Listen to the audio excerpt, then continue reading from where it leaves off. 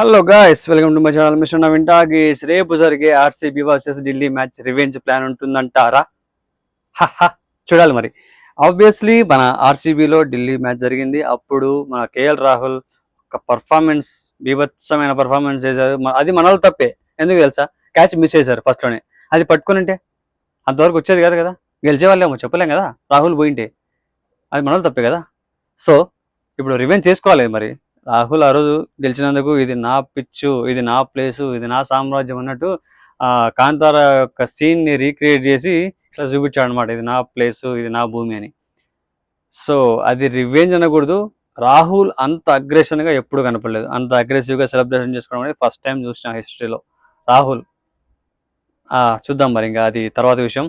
మన విరాట్ కోహ్లీ దాని మీద రివెంజ్ తీసుకుంటాడో లేదో నాకు తెలియదు, కానీ అది పక్కన విషయం. ఎందుకంటే వాళ్ళిద్దరికి ఉన్న బాండింగ్ వేరు, లైక్ బ్రదర్స్ అనమాట. బట్ అది ఇక్కడ కన్సిడర్ చేసి విరాట్ కోహ్లీ నార్మల్గా ప్లే చేసుకొని గెలిచేసి నార్మల్గా వెళ్ళిపోతాడా, లేదా ఆ సెలబ్రేషన్ గుర్తుపెట్టుకొని మళ్ళీ గెలిచిన తర్వాత సెలబ్రేట్ చేస్తాడా? అదే విధంగా అది ఢిల్లీ ప్లేసు విరాట్ కోహ్లీది కదా, అది బెంగళూరు ప్లేసు కేఎల్ రాహుల్ అయితే ఢిల్లీ విరాట్ కోహ్లీ అడ్డా కదా, విరాట్ కోహ్లీ గ్రౌండ్ కదా, విరాట్ కోహ్లీ హోమ్ గ్రౌండ్ కదా.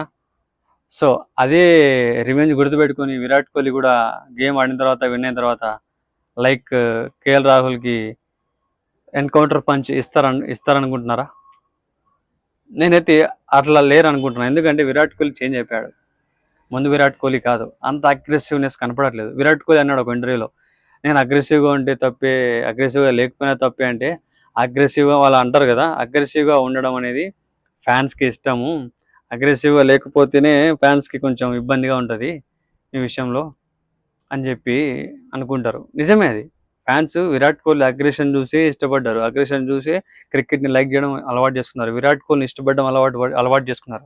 ఆ అగ్రెషన్ విరాట్ కోహ్లీలో ఎప్పుడో తగ్గిపోయింది, ఎప్పుడో తగ్గించేసుకున్నారు. చాలా అంటే చాలా తగ్గిపోయింది. ఆ అగ్రెషన్ ఉన్న విరాట్ కోహ్లీ ఏంటి, ఆట ఈ విధంగా ఉండేది కాదు. ఈ పాటికి ఐపీఎల్లో చాలా ఫైన్లు పడిండేటి విరాట్ కోహ్లీ. నిజంగా తెలుసు కదా, ఫైన్లు ఎంత వేసుకొని డబుల్ పేమెంట్ ఇస్తానంటే చేస్తారు కదా. సో విరాట్ కోహ్లీ మారిపోయారు. మరి అది రేపు చేస్తాడా చేయదా అన్నది మ్యాటర్ అనమాట ఇక్కడ. ఢిల్లీ గ్రౌండ్ విరాట్ కోహ్లీది. మరి ఢిల్లీతో ఆబ్వియస్లీ వాళ్ళు గెలిచారు అక్కడ, వాళ్ళ హోమ్ గ్రౌండ్. ఆర్సీబీ హోమ్ గ్రౌండ్లో వచ్చి వాళ్ళు గెలిచారు.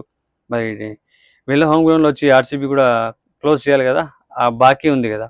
ఆబ్వియస్లీ చెన్నై అంట మన ఆర్సీబీ ఫస్ట్ నుంచి అవే మ్యాచ్లన్నీ గెలుచుకుంటూ వచ్చింది. ఫస్ట్ టైం మన ఆర్సీబీలో అదే చిన్నస్వామిలో గెలిచింది అనమాట. అవే గ్రౌండ్లలో గెలిచే ఒక కంటిన్యూస్గా ఒక ఆరా ఉందన్నమాట. అది కంటిన్యూ చేస్తుందా, అక్కడ క్లోజ్ అయిపోతుందా రేపు అన్నది తెలుస్తుంది. బట్ నాకు తెలిసి అయితే గెలుస్తుందని అనుకుంటున్నా. ఆర్సీబీ గెలవాలని అనుకుంటున్నా. ఎందుకంటే టాప్ 4లో ఉండాలంటే గెలవాలి. ప్రతి మ్యాచ్ ఇంపార్టెంట్ ఇక్కడ నుంచి. ఎందుకంటే ఫైనల్కి వెళ్ళాల్సిన అవసరం ఉంది కాబట్టి.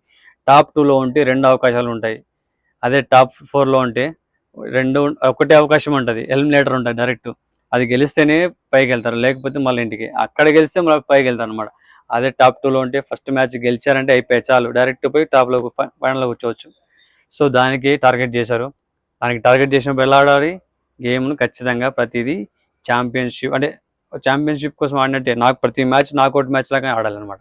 అట్లా ఆడితేనే సో రేపటి రోజున ప్లే ఆఫ్స్లో ఉంటుంది, టాప్ 2లో ఉంటుంది RCB. So hope for that RCB రేపు మ్యాచ్ గెలవాలి. అలాగే నెక్స్ట్ ఉన్న మ్యాచ్లన్నీ గెలిచి టాప్ 2లో ఉండేట్టుగా చూసుకోవాలి, ఉండాలని కోరుకుంటున్నా. ఆర్సీబీ ఫ్యాన్స్ మీరేమంటారు మరి? రేపు మ్యాచ్ గెలుస్తా అనుకుంటున్నారా, గెలవాలనుకుంటున్నారా, టాప్ 2లో ఉంటా అనుకుంటున్నారా, ఉండాలనుకుంటున్నారా? కింద కామెంట్లో చెప్పేసేయండి.